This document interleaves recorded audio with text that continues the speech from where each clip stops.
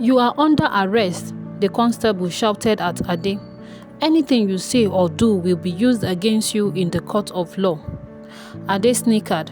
"Humph, spare me your useless ramble. We all know you police are the real criminals. You just hide behind your uniforms to steal in the name of the law." "Hey, don't push me," he shouted at the constable.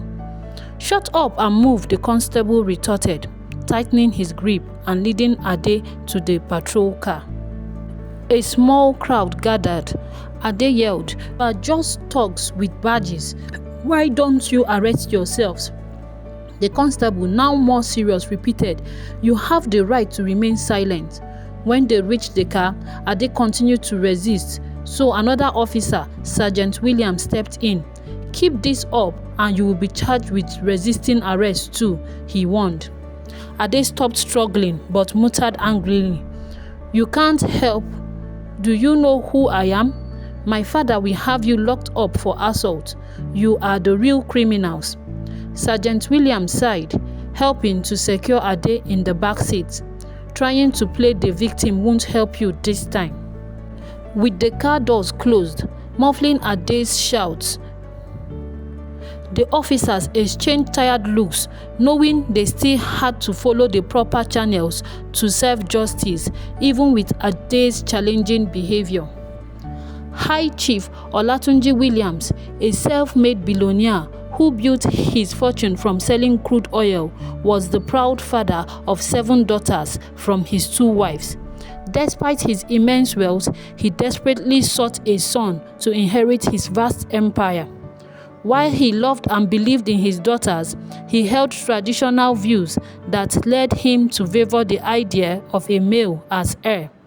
In his eyes, his daughters, upon marriage, would adopt another man's name and thus not continue the family lineage in the way a son could. Olatunji was the proud father of 7 daughters, born to him by his 2 wives.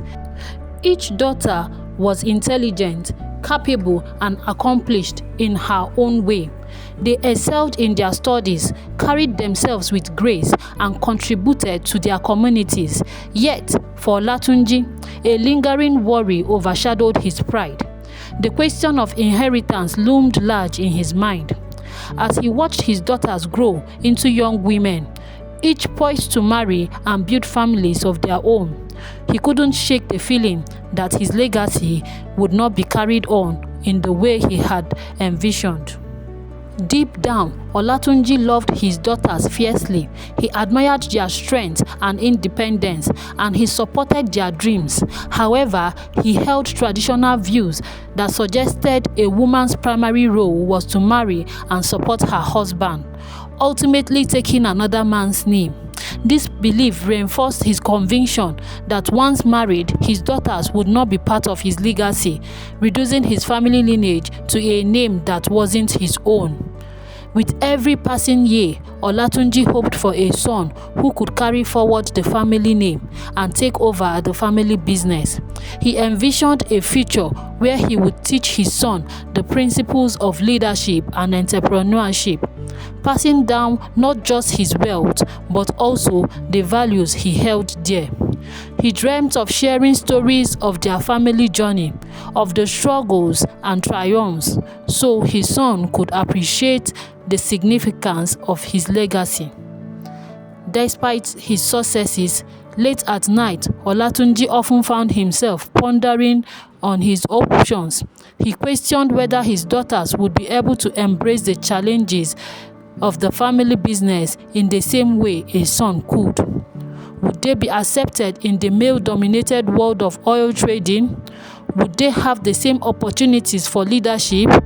In his heart, he knew that his daughters were more than capable, yet societal norms weighed heavily on his mind. As time went on, Olatunji's desperation for a son grew more profound.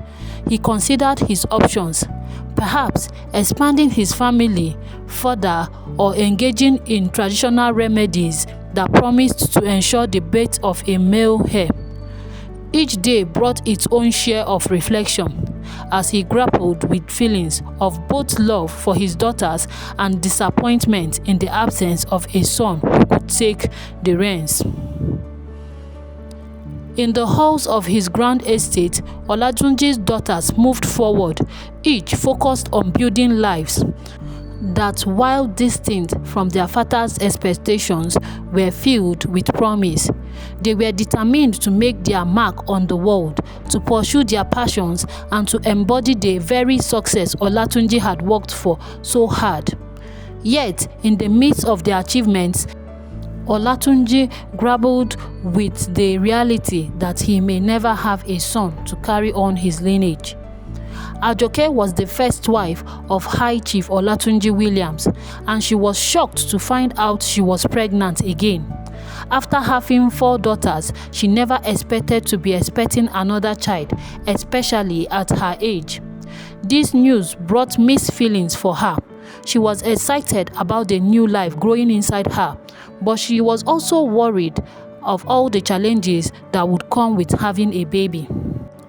On the other hand, Chief Olatunji had his own feelings about the pregnancy. He loved Ajoke, but he wasn't as happy as she hoped he would be. The chief had always wanted a son to carry on his family name, and after 4 daughters, he felt frustrated. To him, this pregnancy felt like another chance for a daughter, and he couldn't help but think about how tired he was of hoping for a boy. Ajoke was aware of her husband's disappointment. She loved her daughters and was proud of them, but she also wanted to give Chief what he desired. She wondered how he would react if the baby turned out to be another girl. Would he be upset again? Would it change their family dynamics? As words about Ajoke's pregnancy spread, their daughters were excited about having a new sibling. They looked forward to welcoming the baby into their lives. But for Ajoke, it was a bit more complicated. She wanted to be happy with them, but the pressure of what her husband might feel weighed on her. As the weeks went by, Ajoke began to accept her situation. She realized that having a child, no matter if it was a boy or girl, was still a wonderful gift. She hoped that her husband would see that love and family are more important than just having a son. As the baby's arrival approached, Ajoke prepared for this new chapter in her life. She wished that whether it was a boy or girl, the child would bring even more love into their family. She believed that no matter what, their bond as family would matter the most. Ajoke's joy knew no bounds when the doctors announced that she was having a baby boy. She was overwhelmed with happiness, feeling as if her dreams had come true. For Chief Olatunji, the news was nothing short of a miracle. He felt that finally God had answered his prayers. After years of hoping for a son, his wish was granted. When Ade was born, he quickly became the center of attention in the house. His sisters adored him, and his mother pampered him in every way possible. As the only boy amongst his siblings, Ade received special treatment. He had everything he could ever want: new clothes, toys, and all the latest gadgets. His sisters often spoiled him, showering him with love and affection. They enjoyed playing with him and would do anything to make him happy. Ajoke, filled with pride and love, couldn't help but indulge her son. She found herself granting his every wish, wanting to show him how cherished he was. However, this special treatment came with its consequences. Ade quickly learned that he could get away with almost anything. He was never punished, which made him feel invincible. If he made a mess or broke something, he would flash his charming smile and receive forgiveness instead of consequences. As the years went by, Ado grew up without experiencing limits or boundaries. He got used to being the favorite and felt entitled to all privileges. Ajoke and the chief celebrated their son's accomplishments, but they started to notice that he wasn't learning the values of discipline and responsibility. While Ade was loved deeply, his upbringing raised concerns for the future. Would he understand the importance of hard work and respect? Would he grow up to be a responsible young man? As his parents watched him thrive in a world of adoration, they began to worry about how this lack of accountability might shape his character in the long run. As Ade grew older, his behavior began to change. It started with small things, taking candy from a store or borrowing toys from friends without asking. Each time, his mother, Ajoke, would shrug it off, saying he was just a child exploring. Because he was still the beloved son, Ade faced no punishment for his actions. However, as time went on, his stealing escalated. Things began to go missing from his friends' homes and classrooms, snacks, small toys, and even money. His peers noticed, and whispers of suspicion began to surround him. Ade's once perfectly charming reputation began to shift, but he remained blissfully unaware of the trouble he was causing. One day, Ade's teacher decided enough was enough and called in Chief Oni and Ajoke to discuss the alarming reports she had received. She explained how items were disappearing and how many students were becoming very uncomfortable around Ade. Instead of taking the situation seriously, Chief and Ajoke reacted defensively. The chief, a powerful figure in the community and the school's biggest financial supporter, felt insulted that anyone would question his son's character. He threatened to withdraw his funding from the school if they continued to pursue the matter. The school was genuinely concerned about losing such a significant benefactor. As a result, after the teacher's initial warning, they decided to remain silent about the situation. They feared for their jobs and the school's reputation, choosing to avoid further confrontation. With no one to hold him accountable, Ade thought he had gotten away with his actions. His sense of entitlement grew even stronger. He felt untouchable, believing that he could do no wrong. Meanwhile, Ajoke and Chief Olatunji remained unaware of the potential consequences this could have on their son's future. They didn't see the bigger picture, that their refusal to address Ade's behavior might not only lead to more serious problems down the road, but also affect his relationships with friends and family. As days turned into weeks, Ade continued down his path, oblivious to the seeds of distrust he was planting with those around him. What began as innocent exploration was slowly becoming a serious issue, and the parents were left in a state of denial, believing that their son would eventually outgrow it. As time passed, Ade's behavior worsened. The tiny acts of stealing gradually escalated into more serious actions. He began to hang out with the wrong crowd, and before long, he became known as a thug in his neighborhood. He showed little respect for authority and often got into trouble, causing concern among his family and friends.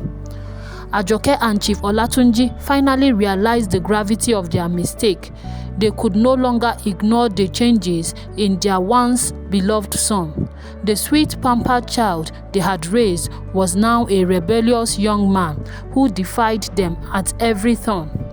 When they tried to speak to him about his behavior, hoping to guide him back into the right path, it felt like talking to a wall. Ade would scoff at their attempts, feeling insulted by their concerns. "You think you can tell me what to do? You are just trying to control me," he would shout at his mother. He threw trash, insults, and all at his father, angered by what he perceived as their judgment, and he refused to accept any responsibility for his actions. The more they tried to caution him, the more deviant he became. He could not see how far he had strayed from the loving boy they once knew. Ade had become disconnected from the values that were supposed to guide him, and no amount of pleading or reasoning from his parents seemed to make a difference. As his behavior spiraled further out of control, it became clear that he was beyond remedy. He was no longer the cherished son they had hoped to mold into a responsible man. Instead, Ade was now a source of frustration and heartache for his parents. They watched helplessly as their dreams for his future faded, wishing they had acted sooner when they first noticed the warning signs. Regrets settled heavily in their hearts, along with a deep sense of sadness. They realized that love alone couldn't shield Ade from the consequences of his choices. They wished they had been firmer with him when he was younger, setting boundaries and holding him accountable. Now, as they faced the reality of their son's situation, they could only hope for a change, even if it seemed so unlikely. Ade's life had turned into a nightmare for his family. It seemed there was always something going on, with one trip to the police station after another. He had gotten involved with drugs and dropped out of school, believing it didn't matter. After all, he thought, his father would leave him all his wealth, so what was the point of getting education? He often bragged about it, shrugging off any concerns they tried to raise. Then came the day when Ade and his gang decided to burgle Oceanic Bank. They managed to steal a large sum of money, but the thrill didn't last long. After the robbery, Ade went into hiding, thinking he could escape the consequences. However, whispers of his whereabouts soon reached the authorities, and he was caught once again. His parents expected that they would bail him out as they had done countless times before, but this time it felt different. Chief Olatunji and Ajoke were at the end of their rope, fed up with trying to save him from himself. They realized that enabling his behavior was no longer an option. Deep down, they knew that Ade needed to face the law this time, no matter how painful it might be. As Chief Olatunji sat in silence, shame washed over him. He replayed the choices he had made, the way he had treated his daughters, and how he had doted on Ade, hoping for a son. I have 7 hardworking daughters, making me proud. Yet, I was not grateful for their achievements, he thought. He felt that his greed for a male child had led him to this disaster. The pain, the sorrow, and the torture of watching their son go down such a destructive path weighed heavily in their hearts.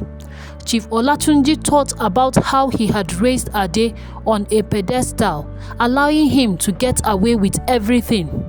Now he was left with the reality that his son had squandered his potential and brought shame to their family.